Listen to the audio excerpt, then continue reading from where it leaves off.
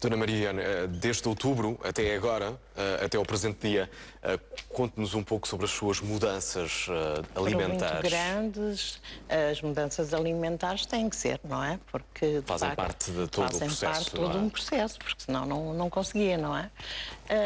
Depois as mudanças foi realmente controlar, de facto, os alimentos, não é?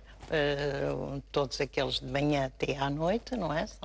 São escolhidos, são preparados realmente com a intenção justamente de resultar, não é?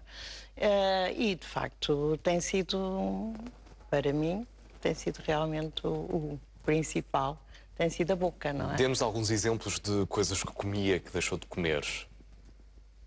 Pão. Pão, por exemplo. Mas como pão, não é?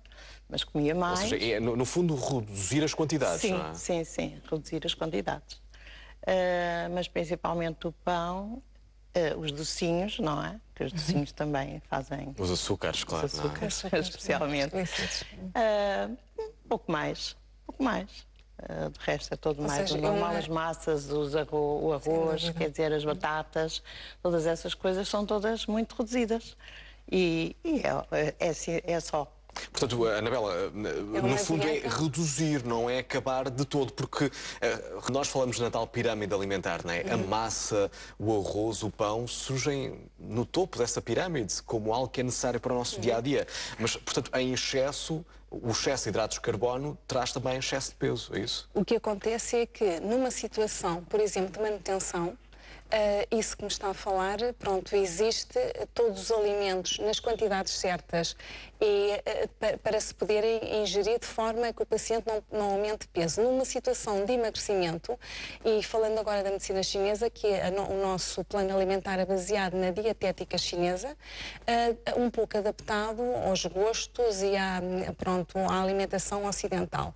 A nível da dietética chinesa, existem dois componentes muito importantes a nível do alimento. É a sua parte nutritiva, ou seja, a parte da sua composição química, e a parte energética também.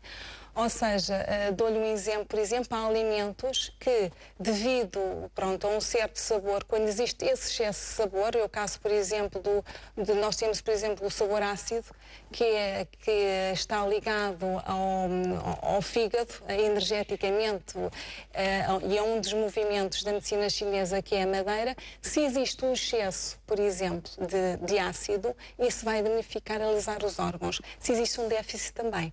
Relativamente o que tem a ver com a parte de compulsividade e um pouco mais de um aumento e uma tendência para doces, que há pouco a Dona Ione disse que agora evitava um bocadinho os doces, tem um pouco a ver mais com energeticamente falando também da medicina chinesa, com o baço, porque ele é um pouco, está responsável por tudo o que seja excesso de pensamentos, excesso de nível da parte também do sabor doce, ou seja, preocupação. O facto de estarmos um pouco mais preocupados faz que também ingiramos outro tipo de alimentos. Agora, o ideal é que haja uma dieta equilibrada, uma dieta inteligente, em que tenha todos os pequenos componentes necessários na alimentação, que varie de cores, de sabores, que seja extremamente variada. Mas, claro, se queremos emagrecer, no processo de emagrecimento há alguns alimentos que vamos retirar. Mas viu que a senhora Ione praticamente não apresentou dificuldades. É uma dieta que dá para, devido aos compromissos cada vez mais hoje do dia-a-dia, comer em restaurantes. Claro que durante o processo, todo o processo de emagrecimento, vamos dando pistas ao paciente, vamos dando estratégias importantes para que ele possa, em situações, por exemplo, pacientes que viajem muito, ou pacientes que tenham constantemente que... Claro, e que não possam ter o seu regime. Sem dúvida. Em todas as refeições. Então, é o nosso papel também, claro. Ou seja, a medicina chinesa tem um papel muito importante no que diz respeito à comunicação com o paciente. Deixa-me ouvir agora